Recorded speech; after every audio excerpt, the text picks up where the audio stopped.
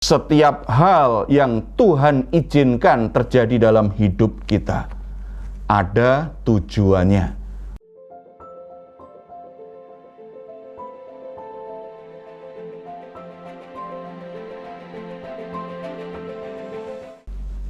Salam saudara-saudara yang dikasihi oleh Tuhan Yesus Kristus. Kita semua pasti ingin hidup kita berhasil dan beruntung. Perjalanan hidup kita berhasil dan beruntung. Saya punya teman yang datang dari luar Pulau Jawa, teman kuliah. Teman saya ini kemana-mana membawa kain yang dibungkus, diikatkan di pinggangnya. Saya bertanya, itu kain apa? Dia berkata bahwa kain yang diikat dengan tali di pinggangnya itu diberikan oleh orang tuanya. Untuk apa? Untuk keberuntungan katanya. Jadi sebelum dia berangkat kuliah ke Jogja, orang tuanya datang ke orang pinter, kemudian orang pinter yang sebenarnya itu dukun itu, kemudian memberikan satu tulisan yang dibungkus dengan kain yang dilipat kecil, kemudian dikasih tali.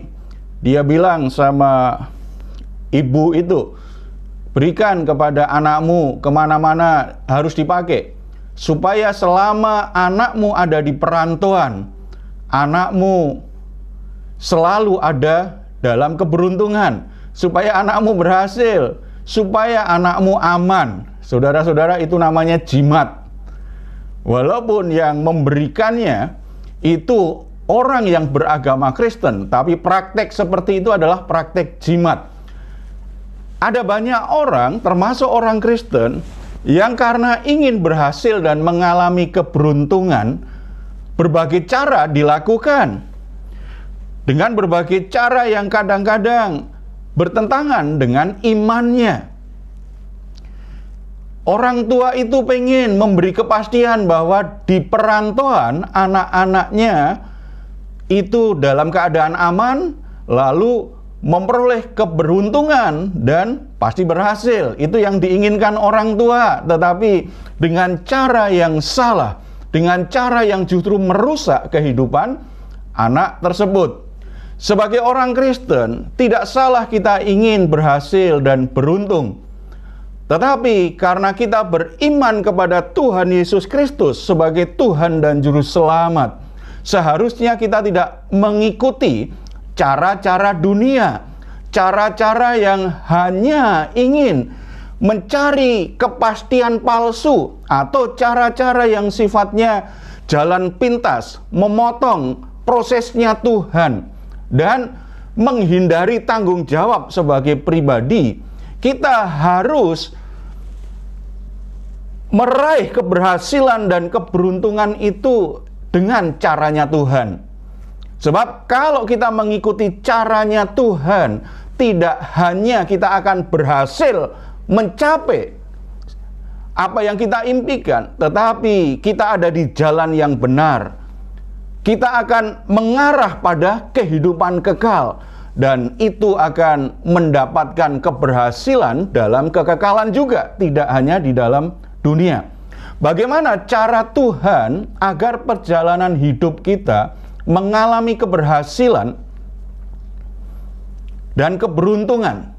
Mari kita membaca Yosua pasal yang pertama, ayat yang ke-1 sampai yang ke-9. Satu perikop sebenarnya sampai ayat yang ke-18. Kita akan menemukan 3 hal penting bagaimana kita bisa menjalani hidup kita dari satu keberhasilan ke keberhasilan yang lain, dari keberuntungan satu ke keberuntungan yang lain. Kita akan baca dulu ayat pertama sampai ke-5. Untuk memperoleh keberhasilan dan keberuntungan dengan cara Tuhan, yang pertama menurut 5 ayat ini adalah jalanilah hidupmu menurut visi Tuhan. Kita harus menjalani hidup kita menurut visi Tuhan. Apa yang ditetapkan Tuhan untuk kita raih? Tujuan apa yang Tuhan tetapkan dalam hidup kita? Visi Allah bagi bangsa Israel jelas, yaitu tanah Kanaan, tanah perjanjian. Itulah visi perjalanan hidup bangsa Israel, yaitu sampai ke tanah Kanaan dan menguasai tanah Kanaan itu dengan segala kelimpahan susu dan madunya, dengan segala kekayaan yang ada di dalamnya. Itu adalah janji Tuhan yang menjadi visi perjalanan hidup bangsa Israel selama 40 tahun di perjalanan di padang gurun. Kalau kita lihat tadi ayat 1 sampai ke 5, visi Allah menjalani hidup menurut visi Allah itu ternyata bukan sekedar berdoa, bukan sekedar bermalas-malasan, tetapi justru aktif. Di situ Tuhan menuntut untuk kamu sungguh-sungguh hidup dalam visi ilahi. Maka setiap umat Tuhan itu dituntut untuk mau berubah, mau bekerja keras, dan mau taat pada pimpinan Tuhan. Kita perhatikan ayat yang kedua tadi jelas. Tuhan memerintahkan Yosua, kamu harus menyeberang, kamu harus memimpin bangsa ini menyeberang sungai Yordan. Saudara lihat bahwa sebenarnya kalau mereka tidak menyeberang sungai Yordan pun, tanah atau wilayah yang sudah mereka kuasai itu sudah sangat baik sekali. Tetapi itu bukan tujuan Tuhan. Visi yang Tuhan berikan kepada bangsa Israel, tanah Kanaan, bukan tanah yang lain. Mereka harus menyeberang. Bukan hal yang mudah memimpin umat yang jumlahnya begitu banyak menyeberangi sungai Yordan. Tetapi itulah tuntutan. Kalau kita mau hidup menurut visi Tuhan, kita harus berani berubah. Kita harus berani meninggalkan hal-hal yang menghalangi kita untuk sampai pada tujuan Tuhan. Kita harus berani keluar dari zona nyaman kita, kenyamanan hidup kita. Harus menyeberang. Visi Tuhan itu menuntut perubahan hidup yang jelas. Makanya kalau ingin berhasil dan beruntung, tetapi tidak mau berubah, itu hanya mimpi. Kalau orang ingin berhasil dan beruntung menurut cara Tuhan, tetapi tetap aja bertahan dengan cara hidupnya yang lama, tidak mau berubah, maka itu hanya impian semata, karena tidak akan terjadi. Visi Tuhan itu harus menyeberang sungai Yordan, harus mau berubah, dan juga harus mau bekerja keras. Tanah perjanjian, tanah Kanaan itu pasti akan diberikan oleh Tuhan kepada umat Israel. Tetapi seberapa luas tanah yang akan mereka miliki bergantung seberapa usaha mereka untuk menjalani, untuk menjelajahi, untuk merebut tanah itu dari suku-suku yang ada di tanah Kanaan waktu itu. Ayat 3, setiap tempat yang akan diinjak oleh telapak kakimu, kuberikan kepada kamu seperti yang telah kujanjikan kepada Musa. Tuhan siapkan seluruh tanah Kanaan untuk umat Israel. Tetapi kalau kamu sudah menyeberang dari sungai Yordan, sudah masuk ke tanah Kanaan, wilayah itu milikmu. Tetapi sejauh engkau melangkah, sejauh engkau bekerja untuk menjelajahi negeri itu dan menyingkirkan semua musuh-musuh yang ada di situ, itu yang akan engkau terima. Dengan kata lain, kalau kamu hanya sudah masuk tanah perjanjian, hanya diam-diam saja, tidak mau bertempur, tidak mau bekerja keras, tidak mau berlelah-lelah. Walaupun mungkin rajin berdoa, tanah perjanjian tidak bisa mereka miliki. Visi Tuhan senantiasa menuntut tanggung jawab kita sebagai manusia. Makanya jadi orang Kristen itu jangan hanya berpikir kita cukup berdoa Tuhan yang memberkati. Apa yang kita kerjakan? Apa yang kita kerjakan yang sesuai dengan arahan Tuhan, yang sesuai dengan visi Tuhan, itu yang akan diberkati oleh Tuhan. Kita bekerja, Tuhan memberkati pekerjaan kita. Tetapi kalau kita tidak bekerja, Tuhan menahan berkatnya atas hidup kita. Banyak orang Kristen yang hidup jauh dari keberhasilan, jauh dari keberuntungan. Saya ketemu banyak orang Kristen yang alami kegagalan terus-menerus dalam hidupnya. Dia punya keluarga gagal, punya anak gagal, punya keturunan gagal. Apa yang diperbuatnya sepertinya tidak ada yang berhasil. Perjalanan hidupnya lebih banyak diwarnai dengan kesialan, bukan keberuntungan. Karena apa? Dia menjalani hidupnya tidak menurut visi Tuhan, tetapi hanya menuruti ambisi pribadinya. Pingin kecukupan, ingin memiliki segala sesuatu, ingin mencapai hal-hal yang tinggi, ingin menjadi orang yang hebat, tetapi mengikuti ambisi pribadinya, mengikuti nafsunya sendiri, hanya ingin kelihatan hebat di mata orang, hanya ikut-ikutan orang lain. Kalau orang lain hebat, aku harus hebat. Kalau orang lain punya sesuatu, aku harus punya sesuatu. Kalau orang lain keluarganya seperti ini, aku harus seperti ini. Hanya selalu membanding-bandingkan dan ingin bersaing dengan orang lain.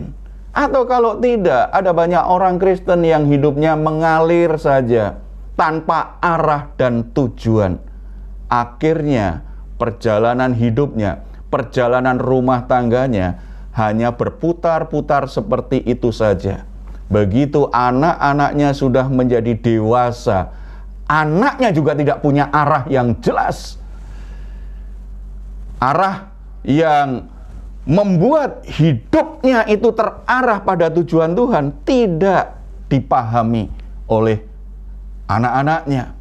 Karena hanya sekedar mengalir. Tidak, saudara.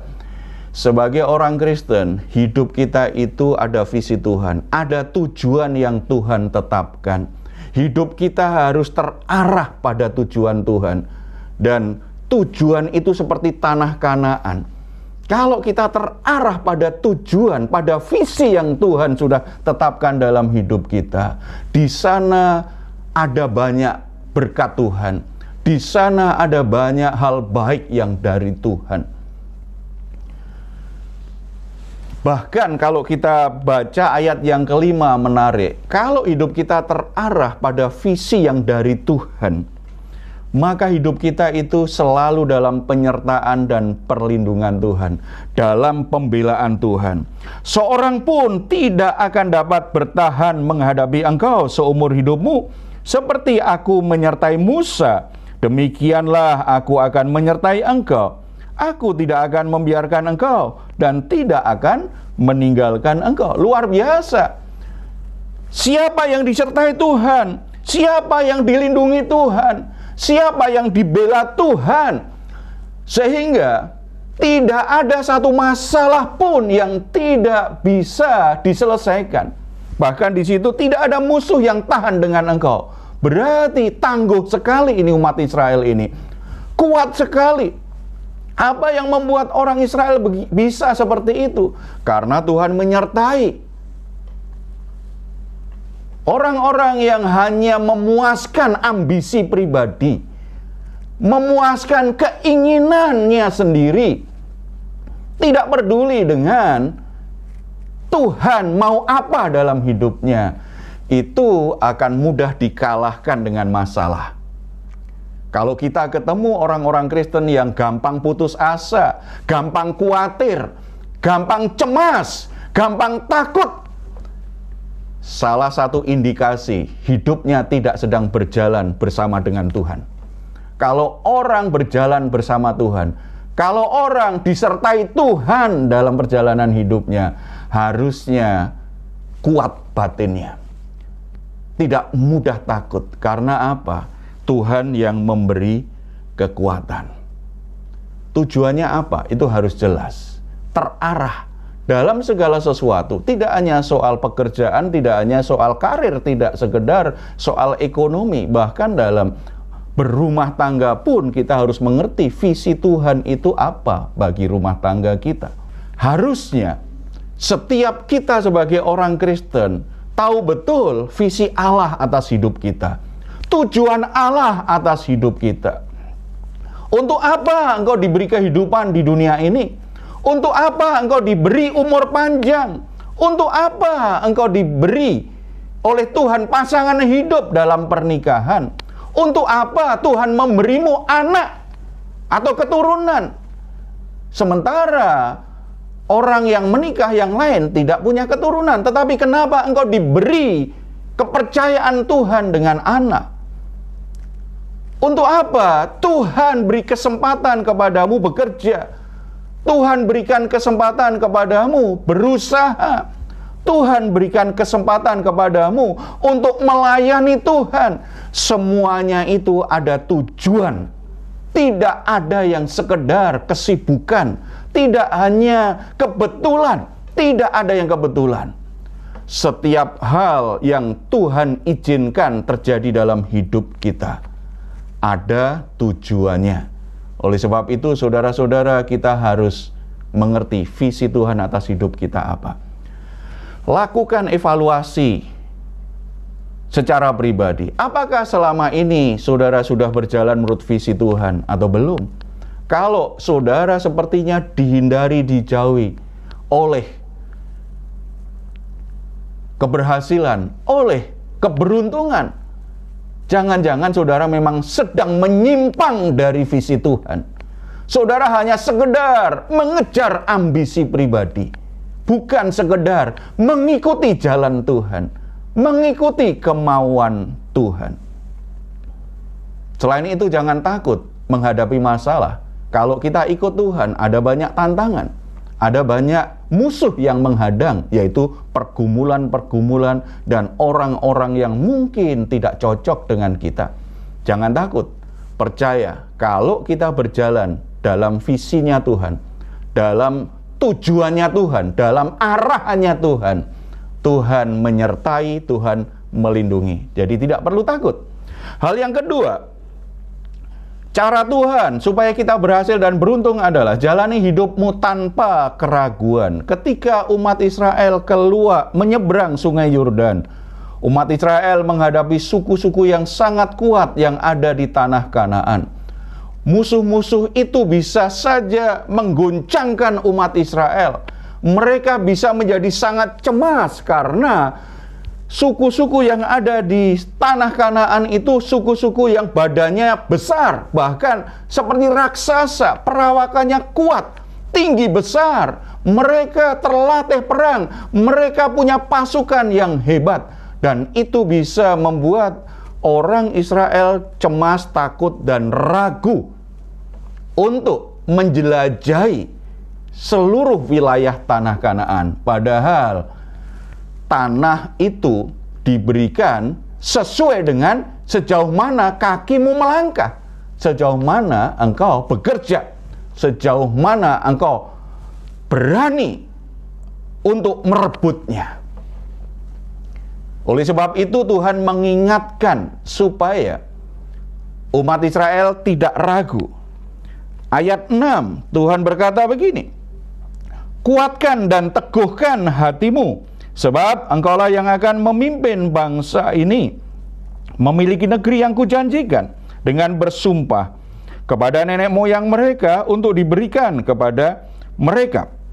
Ayat 7, Diulang lagi, hanya kuatkan dan teguhkanlah hatimu dengan sungguh-sungguh. Bertindaklah hati-hati sesuai dengan seluruh hukum yang telah diperintahkan kepadamu oleh hamba-hambaku Musa.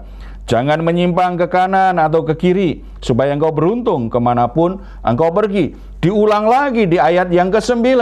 Bukankah telah kuperintahkan kepadamu, kuatkan dan teguhkanlah hatimu. Janganlah kecut dan tawar hati, sebab Tuhan Allahmu menyertai engkau kemanapun engkau pergi. Saudara-saudara, kemampuan mengelola hati yang tergoncangkan oleh masalah, oleh pergumulan, itu menentukan apakah kita akan berhasil dan beruntung di jalan Tuhan. Ada banyak orang Kristen mudah goncang imannya ketika punya masalah. Banyak orang Kristen yang mudah menyerah ketika beban berat, ketika ada tantangan. Banyak orang Kristen yang kecut hati ketika menghadapi masalah, kemudian menyerah. Banyak orang Kristen yang begitu gundah gulana ketika ada situasi sulit yang dia hadapi. Kenapa banyak orang Kristen yang gagal dan hidupnya sepertinya dijauhi keberuntungan? Karena tidak berhasil memenangkan hatinya sendiri. Saudara, kalau ingin berhasil, ingin beruntung dengan cara Tuhan, saudara harus memenangkan hatimu sendiri. Karena hati kita sumber segala sesuatu yang membuat kita melakukan sesuatu, yang membuat kita mengatakan sesuatu, yang membuat kita memikirkan sesuatu, yang membuat kita bereaksi terhadap sesuatu. Mulainya dari hati. Hatilah yang menjadi gudang, yang menjadi pusat penggerak hidup kita. Makanya kalau hati dipenuhi dengan ketakutan, kecemasan, dan akhirnya ragu dengan Tuhan, maka itu sudah tanda-tanda dijauhi keberhasilan, dijauhi keberuntungan. Tuhan ingin hati kita kuat. Tuhan ingin hati kita teguh untuk masuk tanah Kanaan, tanah perjanjian, menaklukkan tantangan yang ada, musuh-musuh yang ada di tempat itu, merebut wilayah yang dikuasai musuh. Keraguan itu membuat orang jadi mudah berhenti menyerah dengan keadaan. Keraguan membuat banyak orang tidak berani mengambil keputusan. Keraguan membuat banyak orang tidak berani mengambil tanggung jawab. Keraguan membuat orang akhirnya tidak lakukan apa-apa. Ingat, kalau kita tidak bekerja, kalau kita tidak merebut wilayah yang Tuhan sudah berikan kepada kita, maka kita tidak akan memperolehnya. Berkat diberikan seiring kaki kita melangkah. Di mana kakimu menjejakkan tanah itu milikmu. Dengan kata lain, kalau kita ragu akhirnya tidak buat sesuatu, akhirnya berkat yang sebenarnya Tuhan siapkan, keberhasilan yang sebenarnya Tuhan siapkan bagi kita, keberuntungan yang sebenarnya Tuhan siapkan bagi kita, akhirnya tidak bisa kita nikmati. Tuhan tahan sampai kakimu melangkah sampai di situ. Jadi jangan biarkan hatimu dalam keraguan sebagai orang Kristen. Harus selalu percaya, yakin, dan bergerak aktif seperti yang engkau yakini. Hatimu kuat, teguh menghadapi masalah apapun. Saya pernah sampaikan sebuah ilustrasi yang bagi saya sangat terinspirasi sekali ketika saya kuliah. Ada dua orang marketing, orang yang pekerjaannya jualan sepatu. Dua orang ini dikirim ke sebuah pulau untuk menjajaki, untuk survei. Kemungkinan kita bisa jual sepatu kepada penduduk di pulau itu. Dua orang ini kemudian menyeberang dengan kapal. Ketika mereka sampai di tepi pantai, mereka kemudian amati orang-orang yang ada di tepi pantai itu. Mereka melihat bahwa tidak ada satu orang pun yang pakai sepatu maupun sandal. Semuanya nyeker. Lalu coba mereka masuk lebih dalam ke perkampungannya. Mereka juga lihat semuanya nyeker. Semuanya tidak pakai sepatu, tidak pakai sandal. Kesimpulan mereka, tidak ada orang yang pakai sepatu di pulau itu. Dua orang ini kemudian nyebrang lagi kembali ke kantornya, membuat laporan kepada bosnya. Orang pertama berkata, "Bos, saya pesimis kita akan berhasil menjual sepatu di sana. Karena penduduk di sana tidak ada yang mau pakai sepatu. Penduduk di sana lebih senang nyeker. Penduduk di sana kelihatannya memang nggak bisa berubah. Batalkan saja rencana kita untuk menjual sepatu kepada penduduk itu." Orang yang kedua berbeda, dia berkata, "Bos, saya sangat optimis karena di pulau itu tidak ada satu orang pun yang pakai sepatu. Berarti kalau kita masuk ke pulau itu, kita jual sepatu, kita orang pertama yang punya kesempatan bisa menjual banyak sepatu. Karena tidak ada penjual sepatu lain kalau kita masuk di sana." Yang satu pesimis, hanya fokus pada masalah, dan akhirnya mundur, tidak mau menyeberang pulau itu. Tetapi yang satu optimis, yakin, justru kalau tidak ada satu orang pun yang pakai sepatu, bukankah peluangnya besar? Saudara-saudara, keraguan menghentikan semangat orang. Keraguan membuat orang takut melangkah. Keraguan membuat orang tidak berbuat apa-apa, menyerah dengan masalah. Tetapi keyakinan, hati yang kuat, hati yang teguh, melihat sebuah masalah secara optimis dan bisa melihat peluang-peluang yang besar, kesempatan-kesempatan yang besar di balik tantangan yang ada. Jadi saudara-saudara, kalau ingin berhasil dan beruntung menurut caranya Tuhan, saudara tidak boleh melihat masalah untuk dihindari, tetapi masalah harus dihadapi. Tidak boleh melihat tantangan itu untuk ditakuti, tetapi dengan penuh keberanian kalahkan semua tantangan. Percaya Tuhan menyertai kita. Kalau Tuhan menyertai kita, mengapa kita takut? Mengapa kita ragu? Yakin. Yang ketiga, yang terakhir, jalani hidupmu sesuai dengan tuntunan firman Allah. Ayat yang ke-8. Janganlah engkau lupa memperkatakan kitab Taurat ini, tetapi renungkanlah itu siang dan malam, supaya engkau bertindak hati-hati sesuai dengan segala yang tertulis di dalamnya. Sebab dengan demikian perjalananmu akan berhasil dan engkau akan beruntung. Saudara-saudara, firman Tuhan itu pedoman hidup kita. Firman Tuhan itu tuntunan Tuhan atas hidup kita. Firman Tuhan itu memberi hikmat kepada kita. Kalau kita ingin berhasil, ingin beruntung caranya Tuhan, pikiran dan hati kita harus diarahkan oleh firman Tuhan. Ada 3 cara yang ditunjukkan di situ bagaimana hidup dalam firman Tuhan, dalam tuntunan firman Tuhan. Yang pertama, merenungkan firman Tuhan. Bukan sekedar tahu firman Tuhan. Bukan sekedar tahu, tetapi merenung. Kalau merenung itu berarti dimasukkan dalam pikiran, dipikir-pikirkan, kemudian coba dihubungkan dalam hidup kita. Jadi bukan sekedar baca Alkitab, bukan sekedar dengar khotbah, tetapi apa yang kita dengar, apa yang kita baca, kita renungkan. Jadi kita olah, kita cerna dalam pikiran kita, sampai akhirnya kebenaran firman Tuhan itu kita yakini kebenarannya. Ya, aku percaya. Menjadi cara berpikir kita. Itu sebuah proses untuk memperbaharui pikiran kita, dan akhirnya dalam pikiran kita dipenuhi oleh hikmat Tuhan.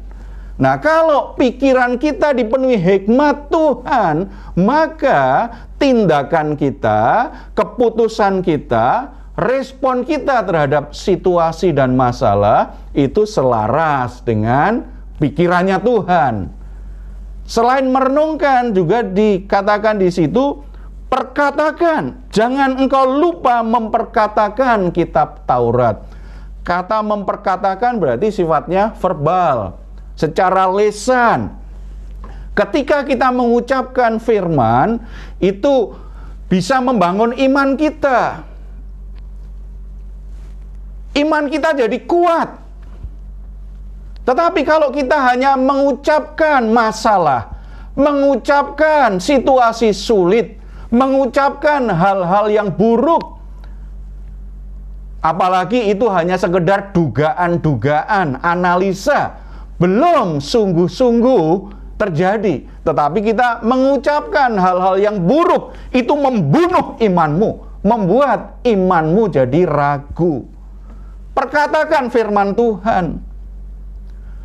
Ketika kita memperkatakan firman Tuhan, iman kita jadi kuat, terbangun, hati kita tidak mudah menjadi ragu. Kita jadi kuat, hati kita teguh untuk terus melangkah di jalan Tuhan.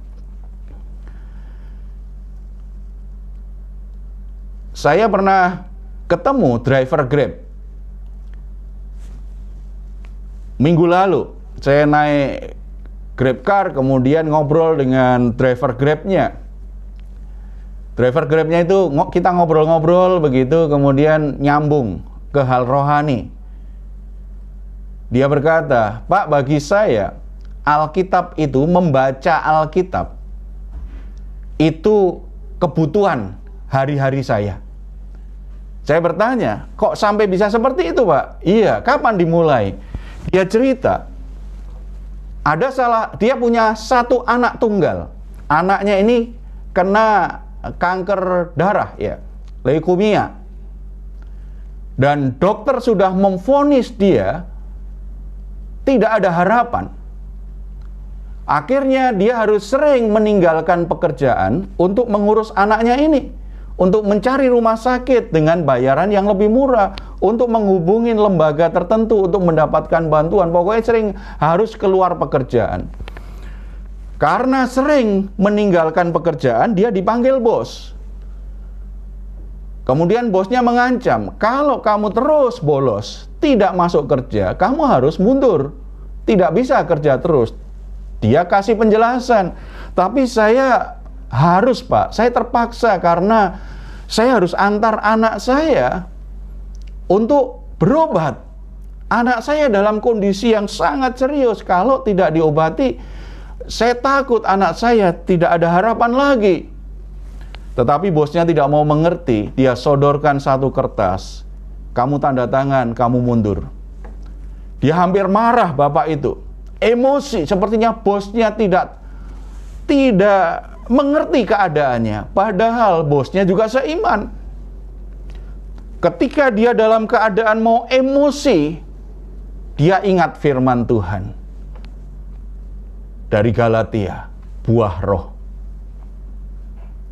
panjang sabar, belajar sabar, ikut saja, tunduk saja pada Tuhan.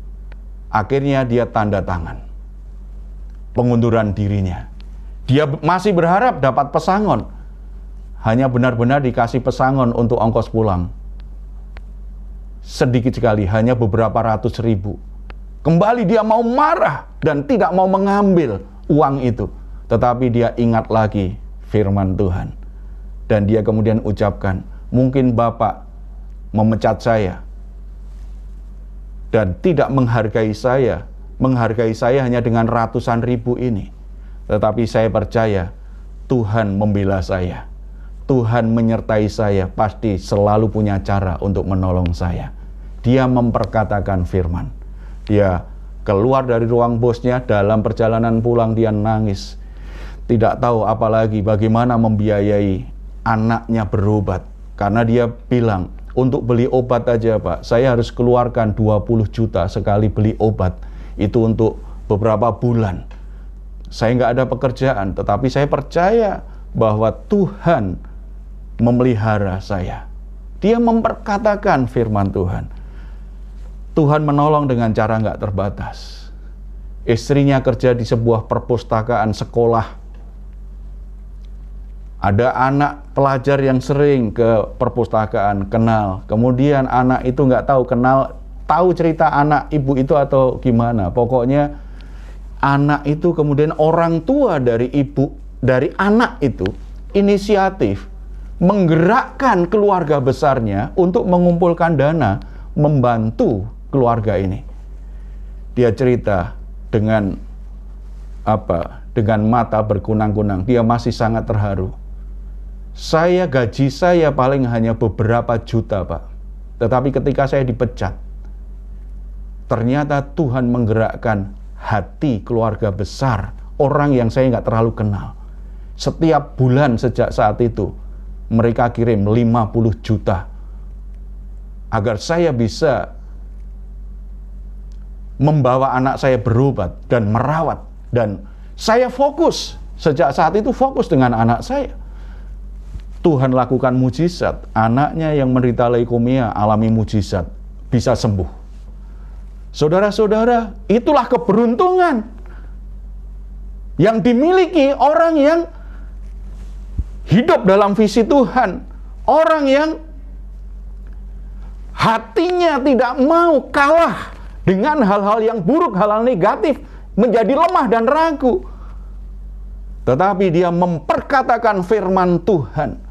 Akhirnya Tuhan bekerja dengan caranya yang ajaib.